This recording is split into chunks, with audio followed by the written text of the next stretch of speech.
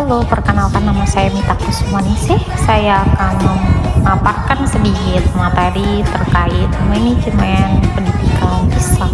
Kerangka konseptual manajemen pendidikan Islam. Pendidikan merupakan persoalan penting bagi semua umat. Pendidikan selalu menjadi tumpuan harapan untuk mengembangkan individu dan juga masyarakat. Memang, pendidikan merupakan alat untuk memajukan peradaban, mengembangkan masyarakat, dan membuat generasi mampu berbuat banyak bagi kepentingan mereka. Tujuan pendidikan sinkron dengan tujuan hidup bangsa, yaitu melahirkan individu, keluarga, dan juga masyarakat yang saleh, serta menumbuhkan konsep-konsep kemanusiaan yang baik di antara umat manusia dalam mencapai suasana saling pengertian, sehingga dapat melahirkan konsep-konsep yang sesuai dengan budaya, peradaban, dan warisan umat, serta pandangannya tentang alam manusia dan juga kehidupan. Pendidikan tidak berada di dalam ruang yang hampa, artinya pendidikan selalu berada dalam konteks. Pendidikan merupakan wahana dan juga sarana serta proses alat untuk mentransfer warisan umat dari nenek moyang kita sampai ke cucu-cucu, dari orang tua kepada anak untuk dilaksanakan. Manajemen pendidikan Islam. Kata manajemen saat ini sudah banyak dikenal di Indonesia, baik di lingkungan swasta, perusahaan maupun pendidikan.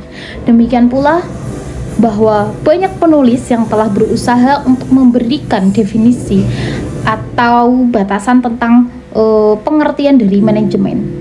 Di antaranya adalah James A.E. Stoner mengemukakan bahwa manajemen adalah proses perencanaan, pengorganisasian, pengarahan, dan pengawasan usaha-usaha para anggota organisasi dan penggunaan sumber terkontrol sehingga mereka dapat memperoleh perkembangan maupun sosial dan kemampuan individu yang optimal. Pengertian lain dikemukakan oleh Crow bahwa modern educational theory and parasitic not only are out private education opportunities in the pattern of prison day by day attitude and behavior. Pendidikan tidak hanya dipandang sebagai sarana untuk persiapan hidup yang datang, tetapi juga untuk kehidupan sekarang yang dialami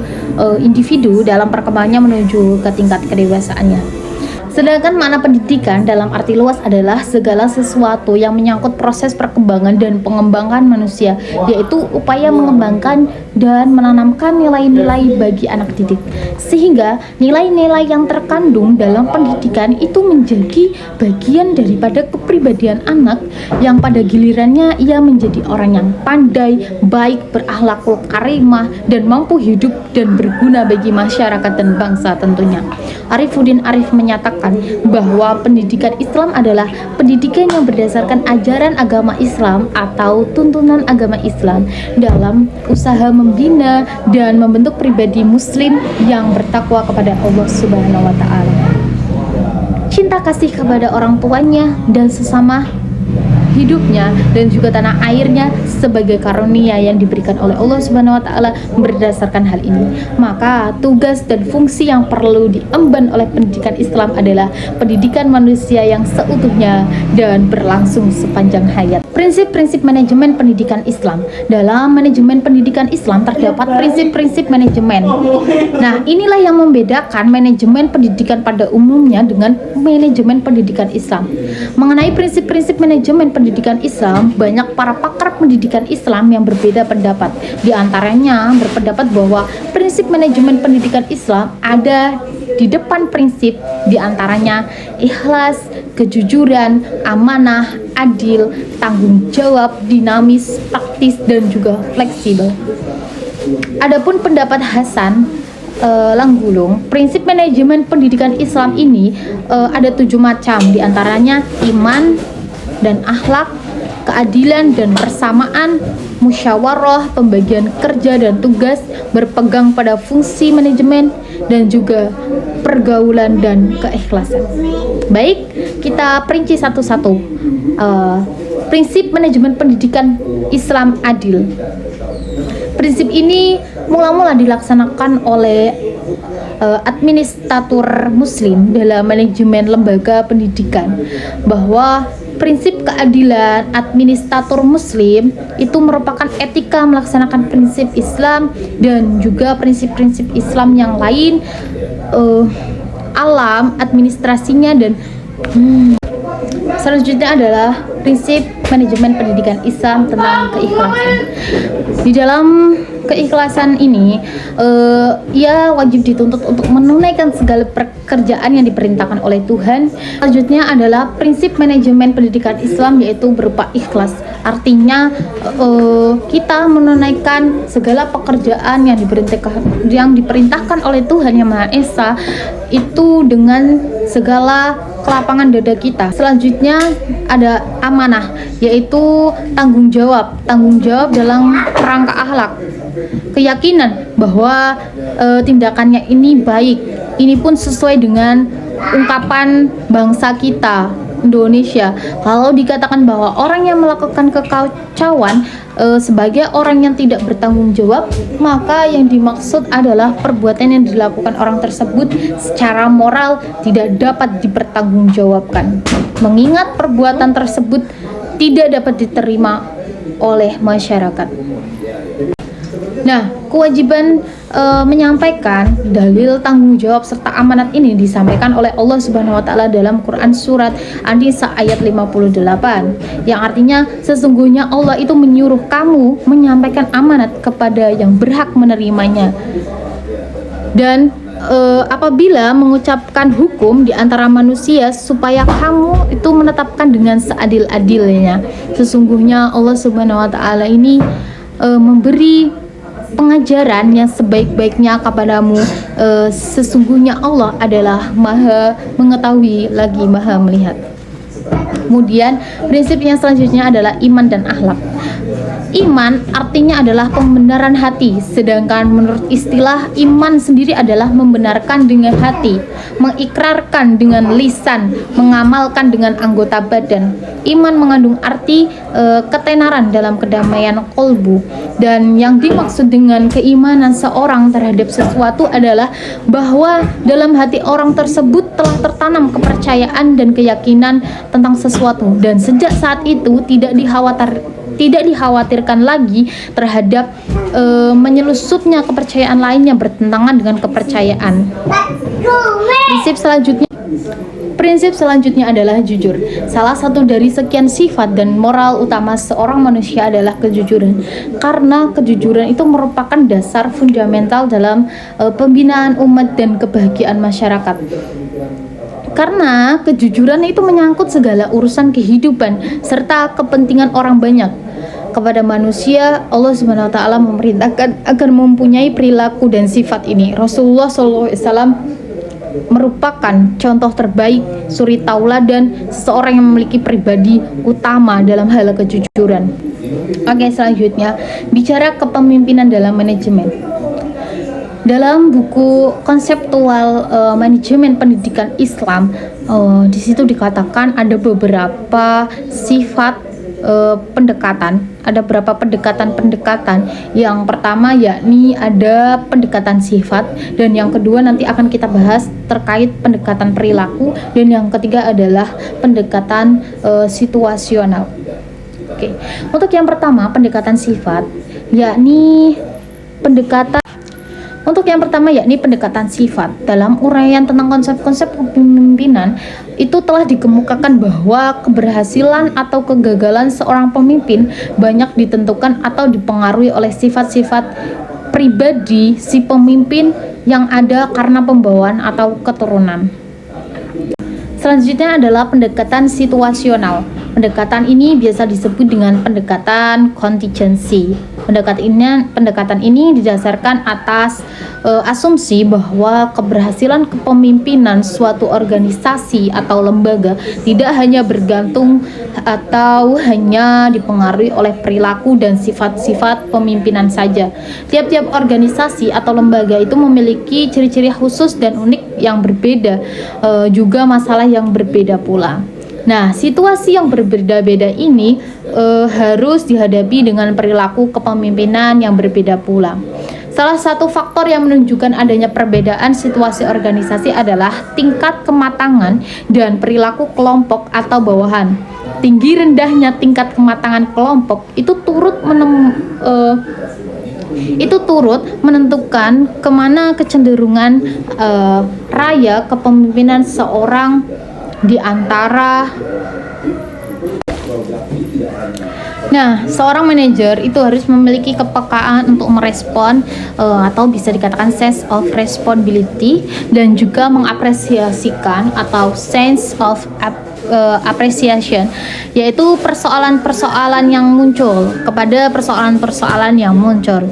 Nah, pemimpin yang baik ia harus menjalankan peranan sebagai berikut. Yang pertama yaitu ing ngarsa sing tulodo, yang kedua ing madya manguri karso, dan yang terakhir adalah ing tut wuri hendayani.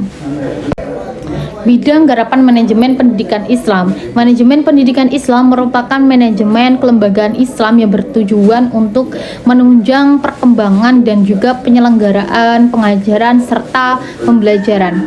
Dengan demikian, manajemen pendidikan Islam berkaitan erat dengan penerapan hasil berpikir nasional untuk mengorganisasikan kegiatan yang menunjang pembelajaran. Kegiatan-kegiatan yang berkaitan dengan pembelajaran perlu direncanakan dan dikelola dengan sebaik mungkin.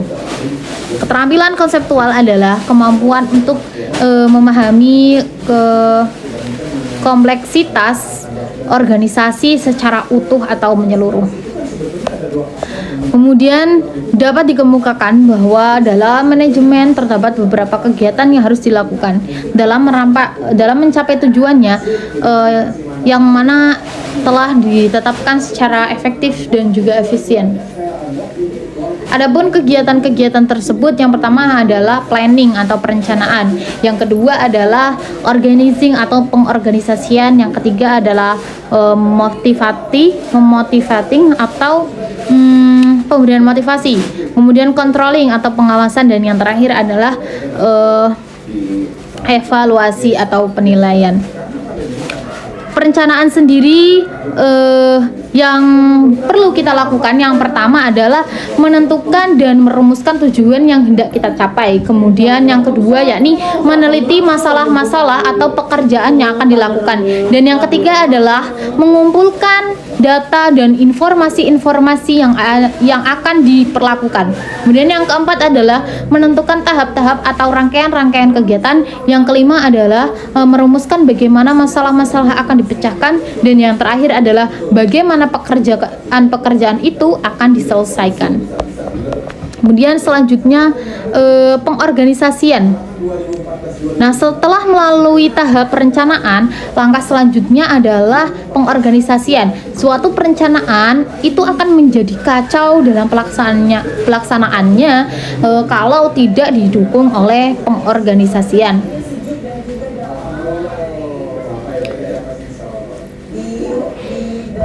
Dalam struktur organisasi di madrasah terdapat kepala sekolah, kepala madrasah, wakil kepala, wali kelas, serta beberapa saksi yang bertugas membantu kelancaran proses pendidikan, misalnya kesiswaan dan kurikulum. Semua itu menggambarkan adanya pembagian tugas serta tanggung jawab dan wewenang di madrasah tersebut. Kemudian yang ketiga adalah motivasi. Setelah adanya perencanaan dan pengorganisasian yang baik, langkah selanjutnya adalah pemberian motivasi atau motivating. Sondang mengatakan bahwa keseluruhan proses pemberian motivasi kepada bawahan dilakukan sedemikian rupa sehingga mereka mau berjalan dengan ikhlas demi tercapainya tujuan organisasi yang efisien dan ekonomis. Kemudian yang keempat adalah pengawasan. Pengawasan dalam aktivitas pendidikan itu sangat perlu adanya. Agar apa? Agar aktivitas tersebut dapat berjalan dengan lancar dan teratur sesuai rencana yang telah ditetapkan. Dalam suatu aktivitas pendidikan, kegiatan pengawasan itu biasanya disebut supervis Supervisi sangat penting dilakukan karena tidak semua bawahan tanpa pengawasan dapat melaksanakan tugasnya sesuai dengan rencana. Dan yang terakhir adalah evaluasi. Nah, setelah 4 hal tadi kita laksanakan, yang terakhir adalah melakukan penilaian terhadap hasil kerja yang telah dilakukan. Nah, hasil penilaian ini dapat dijadikan sebagai acuan dalam melakukan perbaikan dan penyempurnaan.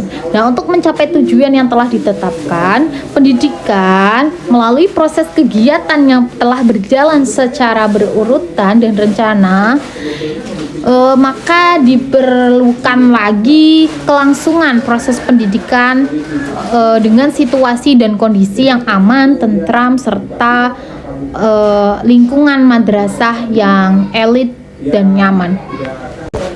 Selanjutnya adalah ciri-ciri kurikulum pendidikan Islam.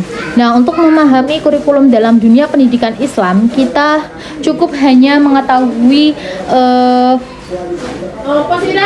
pengertian dari kita cukup hanya mengetahui dari pengertian kurikulum saja. Tetapi kita juga perlu memahami ciri-ciri serta keistimewaan kurikulum pendidikan Islam yang tentunya ia menjelaskan sebagai sifat-sifat kurikulum. Nah, kurikulum pendidikan Islam ini ada 3 perkara. Yang pertama yakni akidah, syariah, dan juga akhlak. Bagian akidah menyentuh hal-hal yang bersikap menyeluruh dalam menata mata pelajaran yang diperlihatkan anak didik. Kemudian kurikulum yang disusun selalu disesuaikan dengan bakat dan minat anak didik. Yang selanjutnya adalah kurikulum hendaknya bersifat realistis. Kemudian kurikulum itu hendaknya memperhatikan pola tingkat perkembangan siswa yang bersangkutan. Kemudian selanjutnya ada komponen-komponen daripada kurikulum. Secara operasional, manajemen kurikulum itu adalah fungsi-fungsi manajemen pada komponen kurikulum, yaitu komponen tujuan, materi, metode atau proses, dan juga yang terakhir adalah evaluasi. Komponen tujuan yakni komponen kurikulum yang dirumuskan berdasarkan 2 hal. Yang pertama adalah perkembangan tuntunan, kebutuhan dan kondisi masyarakat. Dan yang kedua adalah didasari oleh pikiran-pemikiran terarah pada pencapaian nilai-nilai filosofis, terutama falsafah negara. Kemudian bahan ajar. Siswa belajar dalam bentuk interaksi dalam lingkungan orang-orang, alat-alat, ide-ide. Tugas utama seorang guru adalah menciptakan lingkungan tersebut untuk mendorong siswa itu melakukan interaksi yang produktif dan memberikan pengalaman belajar yang dibutuhkan. Kemudian media ajar. Media ajar merupakan segala macam bentuk, perangsang, dan alat yang disediakan guru untuk mendorong siswa belajar. Kemudian selanjutnya adalah evaluasi pengajaran. Komponen utama selanjutnya adalah rumusan tujuan, bahan ajar, strategi mengajar, dan media mengajar. Hal ini adalah evaluasi dan penyempurnaan. Nah, evaluasi ditunjukkan untuk menilai pencapaian tujuan-tujuan yang telah ditentukan serta menilai proses pelaksanaan mengajar serta keseluruhan tiap kegiatan itu akan memberikan umpan balik. Demikian juga dalam pencapaian tujuan-tujuan belajar dan proses pelaksanaan mengajar. Oke, selanjutnya adalah fungsi perencanaan kurikulum. Fungsi yang pertama yakni pedoman atau alat manajemen yang berisi petunjuk tentang jenis dan sumber peserta yang diperlukan, media penyampaiannya dan tindakan yang perlu dilakukan, sumber biaya, tenaga, sarana yang diperlakukan, dan sistem kontrol dan evaluasi. Kemudian selanjutnya adalah konsep kepemimpinan dalam manajemen pendidikan Islam. Konsep kepemimpinan itu sangat bervariasi. Banyak orang yang mencoba mendefinisikan konsep kepemimpinan. Nah, menurut Syuharsimi bahwa kepemimpinan adalah usaha yang dilakukan untuk mempengaruhi anggota kelompok agar mereka dengan sukarela menyumbangkan kemampuannya secara maksimal demi tercapainya suatu tujuan kelompok yang telah ditetapkan. Nah, pendekatan-pendekatan yang dilakukan oleh seorang pemimpin yang pertama adalah pendekatan sifat, kemudian yang kedua adalah pendekatan perilaku, yang ketiga adalah pendekatan situasional, dan yang ketiga adalah gaya seorang pemimpin yang tepat itu diantara lain adalah gaya telling atau mendikte. Nah, gaya ini sering ditetapkan oleh seorang pemimpin karena gaya ini dituntut untuk mengatakan apa, how, when, why, apa yang dilakukan hal tersebut. Kemudian gaya menjual atau selling. Nah, gaya ini memiliki kemauan untuk melakukan tugas tetapi belum didukung oleh kemampuan yang memadai. Nah, gaya ini disebut dengan gaya menjual karena pemimpin selalu memberikan petunjuk yang banyak. Nah, dalam tingkat kemampuan seperti ini diperlukan tugas serta hubungan yang tinggi agar dapat memelihara dan meningkatkan kemauan yang telah dimiliki. Kemudian gaya yang selanjutnya adalah gaya melibatkan diri. Gaya melibatkan diri ini adalah gaya yang efektif bagi para pemimpin karena mampu membawa para bawahan untuk melakukan tugas-tugasnya ini dengan totalitas, dengan kemampuan yang dia miliki. Oke, selanjutnya adalah fungsi dari kepemimpinan dan manajemen. Fungsi dan kepemimpinan dalam manajemen ini merupakan interaksi antara manusia dengan makhluk sosial. Nah, kepemimpinan ini tidak dapat dihubungkan dengan situasi sosial yang terbentuk sedang berlangsung di lingkungan suatu organisasi. Nah, cara bertindak dari seorang pemimpin itu didasari oleh keputusan yang ditetapkannya. Nah, hal ini sangat dipengaruhi oleh kemampuan menganalisis situasi sosial organisasinya, bahwa pemimpin yang efektif itu akan selalu berusaha mengembangkan situasi sosial yang bersifat kebersamaan yang mampu memberikan dukungan positif terhadap keputusan yang ditetapkannya. Kemudian ada fungsi instruktif. Nah, fungsi ini adalah seorang pemimpin itu menjadi komunikator, pihak yang menentukan apa, terus bagaimana, kapan, di mana perintah itu dikerjakan agar keputusan dapat dilakukan secara efektif. Kemudian selanjutnya adalah fungsi konsultatif. Fungsi ini bersifat komunikasi dua arah. Nah, pada tahap pertama dalam usaha menetapkan keputusan, pemimpin itu kerap kali memerlukan bahan pertimbangan yang mengharuskannya berkonsultasi dengan orang-orang yang dipimpinnya, yang dinilai mempunyai berbagai bahan informasi yang diperlukan dalam menetapkan putusan. Kemudian fungsi partisipatif. Fungsi ini berusaha mengaktifkan orang-orang yang dipimpinnya, baik dalam keikutsertaan mengambil keputusan maupun dalam pengerjaan suatu konsep target tertentu. Kemudian selanjutnya adalah fungsi delegasi. Nah, fungsi ini dilakukan untuk memberikan perlimpahan wewenang membuat dan menetapkan keputusan, baik melalui persetujuan maupun tanpa persetujuan dari seorang pemimpin. Kemudian yang selanjutnya adalah fungsi pengendalian. Fungsi pengendalian ini ia bermaksud bahwa seorang pemimpin yang sukses itu mampu mengatur aktivitas anggotanya itu secara terarah dan dalam koordinasi yang efektif juga, sehingga memungkinkan tercapainya tujuan bersama secara maksimal. Nah, fungsi pengendalian ini dapat diwujudkan melalui kegiatan bimbingan, pengarahan, kemudian koordinasi, dan yang terakhir adalah pengawasan. Ada tipologi seorang kepemimpinan bahwa yang pertama adalah dalam menggerakkan atau memotivasi orang lain agar ia itu melakukan tindakan-tindakan yang selalu terarah pada pencapaian tujuan organisasi.